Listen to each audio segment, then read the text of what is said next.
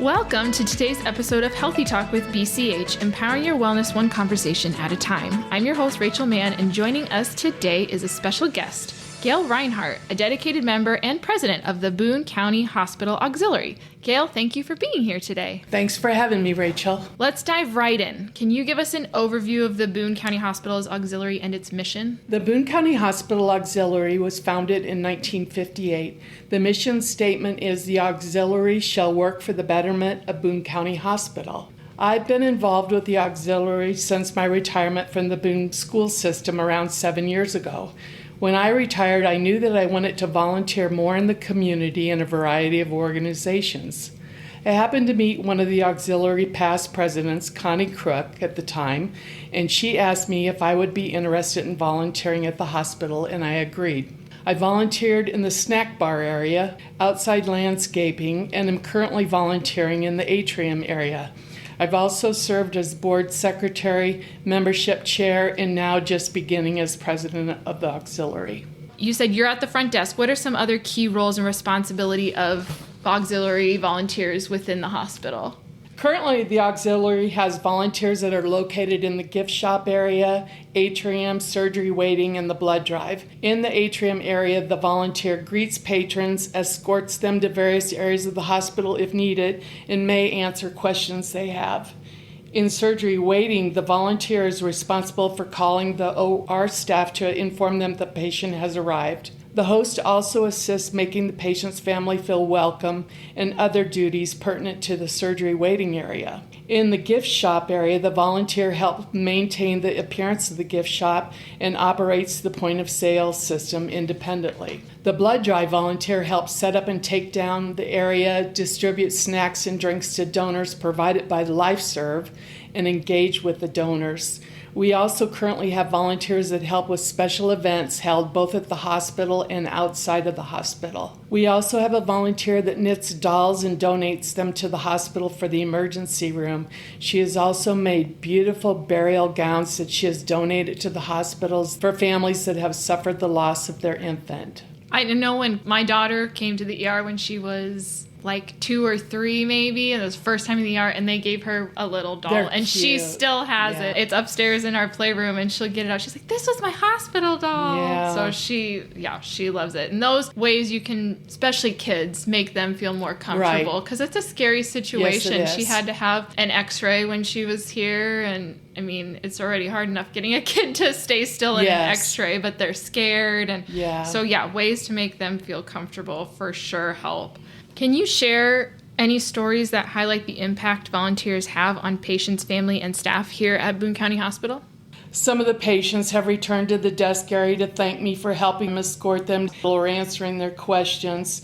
And I know people in the community are thankful they can visit the gift shop and find gifts, cards, food items, children's books, jewelry in a convenient location that's easy for them to stop at. Yeah, I know when I need a quick Christmas gift or something for someone, I'm like, let's go see what the gift shop has. And I think also we're very appreciative of the hospital staff for supporting the gift shop and our special events. Recently, the auxiliary was recognized by the Daughters of the American Revolution with an award for community service. Oh, that's awesome. Yeah. Have they gotten that before? No, that was the first time that I know of. That's exciting. Yes.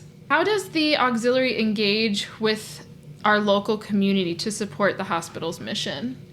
Well, an area that I spoke of earlier that the auxiliary engages with the community every other month is through the LifeServe blood drive. Volunteers, like I said, are involved with the setup and breakdown of the area utilized for the drive and serving snacks to the donors. Currently, the Central Christian Church is where the LifeServe blood drive is located, and we are very thankful to the church for donating their space for this. The auxiliary also may be asked by the hospital to assist in projects they are doing in the community. The first weekend in May, auxiliary members were handing out flyers for the Food for Kids program. Yep, I've seen those around. And over 6 full grocery carts of food items were donated by customers, along with $430 in donations. That's amazing. Having you guys there, just seeing a face with it too, I think makes a big difference than just having a flyer up somewhere. Right. Yeah. We'd really like to thank the shoppers for their generosity and support of the program. Last summer, 700 268 bags of food were distributed in Ogden, Boone, and Madrid. That's awesome. Helping, especially during the summer, not in school. You don't have that guarantee of getting kids food. Eat more in the summer. Oh my goodness, yes, they're so busy. We will continue collecting food for kids for the summer, so if anyone listening cares to donate any of the items, they can either leave them at Fairway or Hy-Vee in the designated area, or bring the items to the atrium area in the hospital. And they can also make cash donations, right? And to I Lisa? think those are to Lisa Schmidt, care of Boone County Hospital. Perfect. Yep. This past winter, the auxiliary assisted the hospital in the hat, mittens, and gloves project by assisting in collecting, counting, and distribution of the items to the schools in Boone County. The auxiliary also donates a book to each baby born in the hospital. We recently donated money to purchase small stuffed bears for the surgery department for them to give out to children to take home and keep after surgery. Did you guys do anything with the personal hygiene drive that the hospital had? Oh, I guess mostly just asking for donations, I think. And those went to, was that for YSS? Yes, across the street, yes.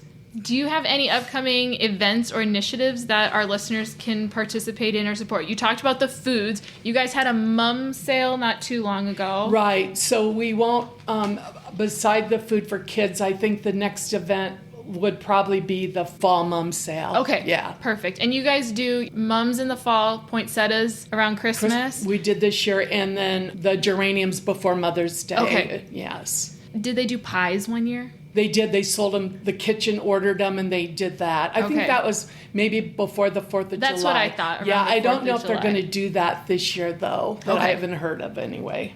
What are some of the challenges you feel like the auxiliary faces? One of the biggest challenges we face is finding new volunteers to fill in some of the openings in needed areas. And sometimes a volunteer may find that the area that they volunteered in isn't a good fit for them. So we do try to place them in a different area of volunteering. Do you have high profile areas but they fill up quickly? Maybe the gift shop is like that. It seems like the people that have been in there have stayed a long time and there isn't as many openings there as there might be at the atrium currently. On the flip side, what are some of the most rewarding aspects of being a volunteer with the auxiliary? I think one of the most rewarding aspects of volunteering is that by serving others, the volunteer stays engaged socially, mentally, and physically.